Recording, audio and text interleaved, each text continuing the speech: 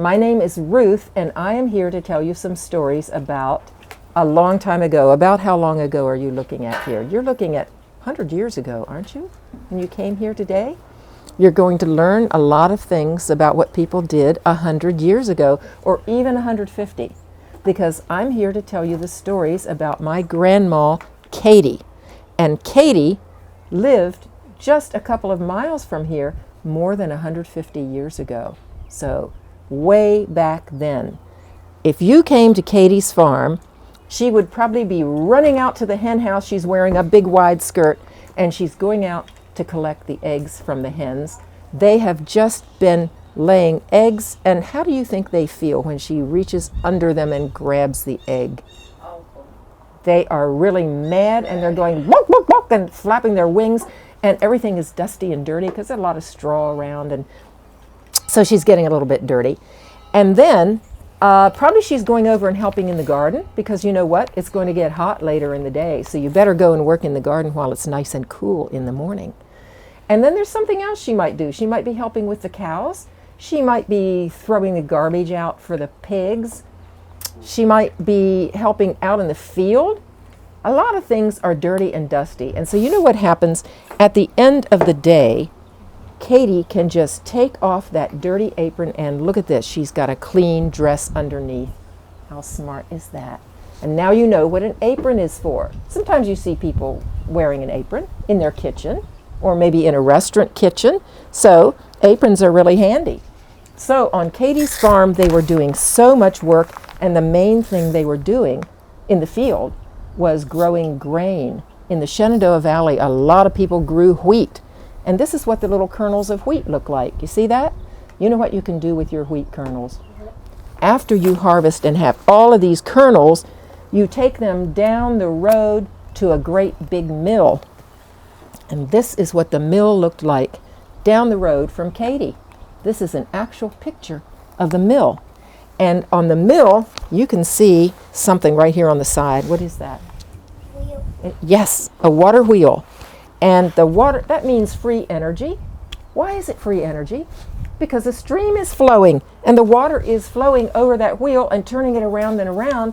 And inside the mill, that water wheel is connected to some great big stones, and they are grinding your wheat. See this wheat here? Imagine a stone grinding it and turning these grains into nice, soft flour. What do you think you can make with nice, soft flour? What do you think? You can bake stuff with it. Yeah. You can bake biscuits. You can bake muffins. You can bake bread. You can eat. Yeah.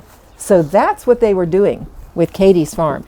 And then there's another thing I have to tell you about that is here in this basket. This was Katie's sewing basket, and she gave it to my mother, who gave it to me.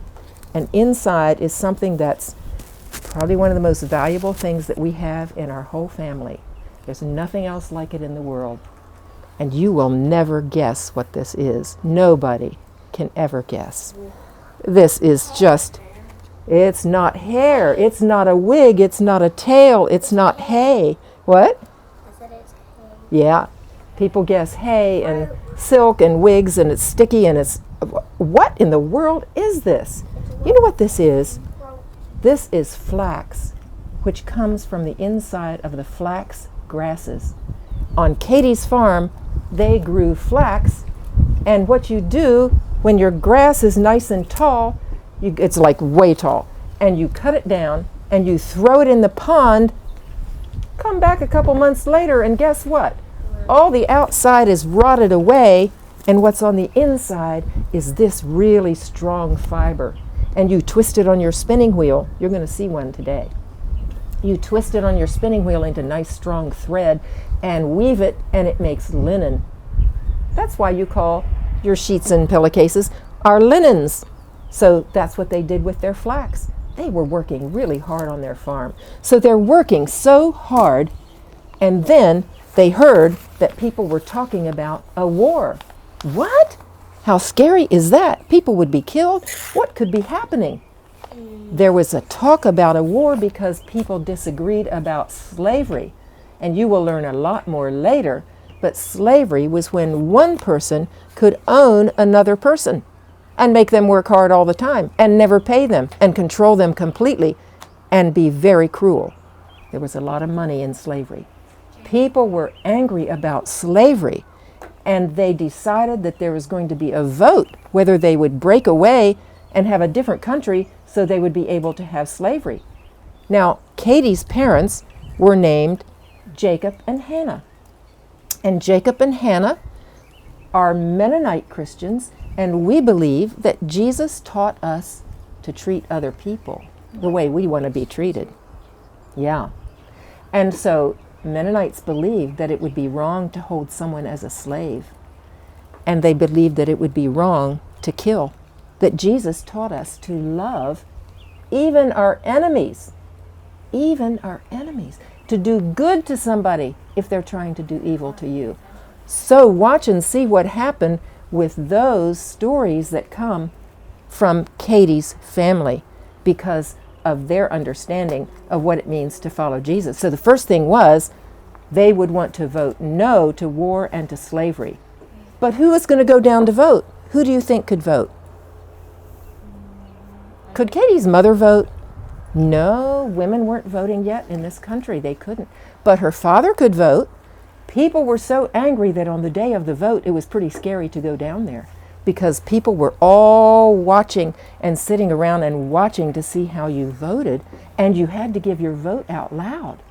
So Katie's father went down, and he stepped in, and there were people all around watching. And he was asked, Jacob Wenger, how do you vote? And he said, I vote no. And then he did something that really surprises me. He asked them to give him a notarized statement, an official statement that said Jacob Wenger voted no.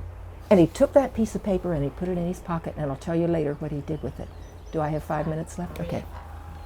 5 or 3? 5, okay. So the war came because most people here voted yes. They wanted to be able to have slavery, and even if it meant war. So there were soldiers all through the valley, and the soldiers were away from home and they were hungry, and they would come to your house and they would take any food they wanted to. And Katie's house, do you know what they did? They had a living room about this size, I've been in it, and they took all the furniture out and they shut the door and they put a big bureau in front of the door, a big tall dresser to cover up the door. And then they went around on the outside and they poured their grain into the room. All over the floor, out to the edges, up the walls. They filled the whole room with their wonderful grain so that they could eat. And the soldiers came into their house, and they came right up the steps, and they came right in the hallway, and they walked right past that big dresser, and they had no idea that behind the dresser was a closed door, and behind that door was a room full of... What was the room full of? Grain. Yeah. And the soldiers even camped on the farm, and they never found that grain. And Katie's family could go down to the basement and open up a little hole and let some grain down into a bag and go over to the mill and have it ground up into nice soft flour so they could eat. And then, near the end of the war, came the time when soldiers came down from the north, more soldiers came down to burn everybody's barn here. Oh, that's terrible, because that's where you've got your crop and your animals, and they were ready to burn all the barns because they didn't want the soldiers down here to have all this food. And the barns were burning, and over at the mill, old Mrs. Shaver lived there, and she was a Brethren woman, and they believed, like the Mennonites, if somebody is doing evil to you, do good to them. That's not easy. The soldiers were coming to her farm, and she knew what they were going to do. She knew it because there were fires all over the place. And you know what she did? She walked out to meet those soldiers, and she offered them her pies. She offered them her pies. You can believe they were hungry, and those pies were delicious. You know what they said to her? They said, we are sorry that we've been ordered to burn your barn, but we'll light it and we'll leave quick. So they did. They lit it and they galloped away quick, and she was trying to put out the fire. They were giving her a chance to put out the fire. So she started to try to put it out, but she only had a broom, and she was 83 and her husband was sick in bed, and she realized she was not going to get this fire out. So she rang the dinner gong real loud, and Katie's father was up on the hill and he heard it, and he and a couple of other people came over the hill, and they came down and put out the fire and saved the mill. The barn was already burning and they couldn't save it, but they saved the mill, and it's still here today. You can actually see this mill, and it was saved during the Civil War. So what Mrs. Shaver did as a Brethren woman was to do good to people that she knew were there to do something bad to her. Isn't that amazing? What courage. Well, the soldiers came over to Katie's farm, and that's the last I have time to tell you, probably 1 minute. So they came over to Katie's farm, and what did they come to do? What do you think?